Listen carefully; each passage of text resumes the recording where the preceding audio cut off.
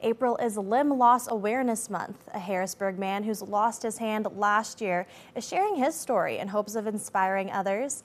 KELOLAND's Renee Ortiz spoke to him about the accident and how the community of Harrisburg is rallying behind him and his family.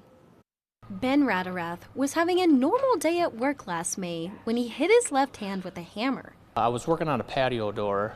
It was being stubborn, and when they were pulling it out, I was tapping it to get out, and I hit my finger. Because of his work as a handyman, he didn't give much attention to the injury until that night I got real sick, and the next morning when I woke up, my whole hand was swollen. After a trip to the ER, Radarath and his family received terrible news. I got strep A, and what they think happened is when I hit my finger, I broke a blood vessel inside my finger, and it attacked from there. I ended up getting necrotiting fasciitis. The doctor gave me a 5% chance to live if they didn't take my hand.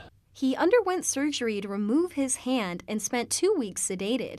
When he awoke, he spent another 2 weeks in rehab. It was then his brother-in-law, Brian Seaver, decided to start fundraising for the family. Being there for them was pretty important to us, to support her and support him. Radarath was able to get a hook hand, which allows him to continue working at his shop. Now, the family is hoping to save up for a hero arm, a bionic arm that costs around $20,000. Be able to get me back to where I was, pretty close.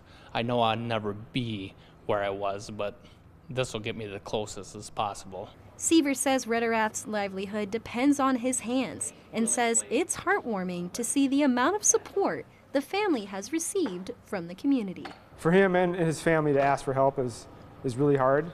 He's always willing to help out, and not just us but other people. Just glad I can pay back a little bit of what they've given to us over the years. Radarath says he didn't let this injury stop him from continuing forward and hopes he can inspire others to do the same.